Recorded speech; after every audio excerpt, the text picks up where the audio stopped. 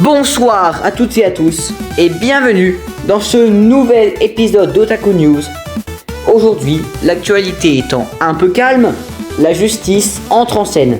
La Cour suprême Otaku est réunie exceptionnellement pour juger 4 grandes affaires qui secouent l'univers de l'animation japonaise. Affaire numéro 1, plagiat ou simple inspiration. Affaire numéro 2, le doublage VF étrange de Dr Stone, IA ou pas IA. Affaire numéro 3, les Crunchyroll Anime Awards sont-ils vraiment équitables? Et enfin, notre actu streaming jugera un dernier accusé, Netflix, pour ses méthodes douteuses en matière de simulcast. L'audience est ouverte. Premier dossier, sur le banc des accusés, le conte des parias et Jujutsu Kaisen. Affaire numéro 1, plagiat ou inspiration. Sur le banc de l'accusation, Demon Slayer est prêt à pointer du doigt toutes les œuvres qui lui ressemblent un peu trop. Premier accusé, le conte des parias. À première vue, il y a des similitudes troublantes. Un frère qui veut sauver sa sœur d'un démon, une organisation secrète qui traque les démons, un ordre hiérarchique de puissance pour les démons, ici appelé 13 fléaux de la destruction, des uniformes militaires noirs et blancs très proches de ceux des pourfendeurs, et un roi démon tout puissant bien sûr. Mais, après enquête approfondie, la Cour note plusieurs différences fondamentales. Wisteria n'est pas devenue démon, elle vit volontairement avec un diable nommé Marbas. Son frère, Snow, membre de l'ordre de l'épée, n'arrive pas à la sauver, car elle a passé un pacte avec Marbas, diable membre des 13 fléaux de la destruction. Et surtout, l'histoire se passe en Angleterre, pas au Japon. L'univers est différent, l'ambiance aussi, et la structure de l'histoire ne suit pas du tout les codes classiques du shonen de combat. Verdict: non coupable. Ressemblance superficielle, mais pas de plagiat. Deuxième accusé, Jujutsu Kaisen. Là, c'est une autre histoire. La plainte pour plagiat ne vient pas que de Demon Slayer, mais aussi de Naruto. Et l'enquête a révélé beaucoup trop de ressemblances. Le héros possède un démon en lui, Sukuna égale Kyuubi. Il intègre une école spéciale avec une classe de marginaux. Jutsu égale Académie Ninja. Il est entouré d'un sensei ultra fort, charismatique et masqué, Gojo égale Kakashi. 3 personnages principaux, un garçon optimiste, un rival violent, une fille indépendante, Yuji égale Naruto, Megumi égale Sasuke, Nobara égale Sakura.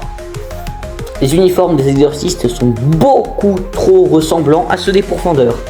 Et même côté musique ou mise en scène, on retrouve des effets très similaires. Là, la Cour considère que la ligne entre inspiration et copier-coller a été franchie. Verdict: coupable de plagiat volontaire et non dissimulé avec récidive. Affaire numéro 2, Dr Stone, saison 4, partie 2, VF. IA ou non.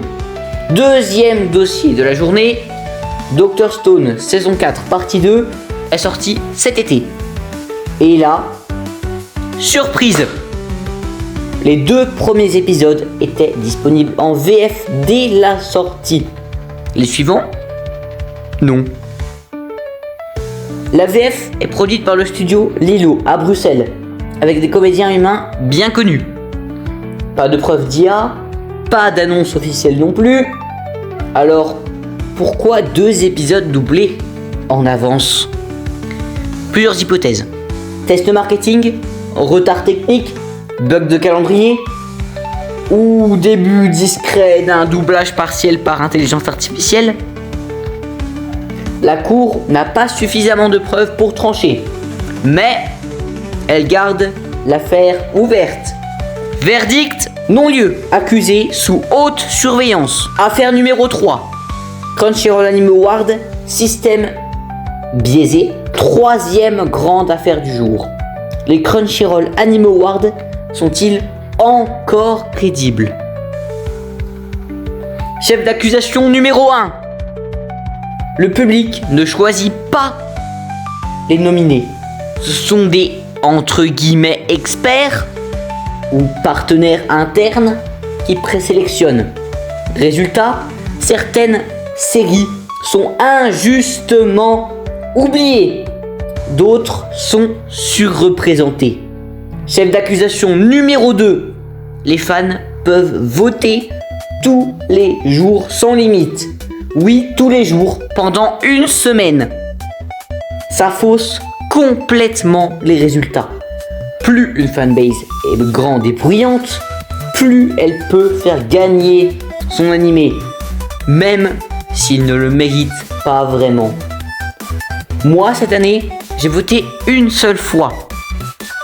Résultat, mon animé a perdu. Et certains ont spammé 50 votes par jour pendant une semaine. Où est la justice? On ne devrait pouvoir voter qu'une seule fois. Comme aux élections, ou grand maximum faire un second tour. Verdict: coupable des 2 chefs d'accusation. Une réforme est nécessaire. Crunchyroll dispose d'un délai de 21 jours pour faire appel, même si je doute qu'il réponde à mon tribunal. Dernière affaire du jour, Netflix est accusé d'abandonner le simulcast. Chez Crunchyroll, on a du vrai simulcast, c'est-à-dire épisode disponible le même jour qu'au Japon avec seulement quelques heures de décalage et une VF assez rapide. En général, 2 à 8 semaines d'attente. Chez Netflix, eh bien, la majorité des animés sort avec un retard conséquent qui peut aller de quelques semaines à quelques années.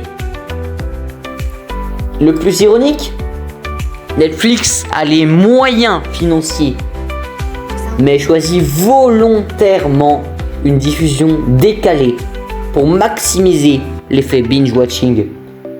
Verdict de la cour, Netflix est coupable de négligence envers les fans d'animé à jour. La séance est levée. Voilà, c'est la fin de cette session exceptionnelle de la Cour suprême Otaku. 4 affaires traitées, 1 accusé innocenté, 2 condamnés et 1 plateforme en liberté surveillée. Dites-moi ce que vous en pensez en commentaire. Est-ce que vous aurez rendu le même verdict? Merci pour votre écoute, votre fidélité et n'hésitez pas à vous abonner, liker, partager et commenter. Moi je vous dis à bientôt.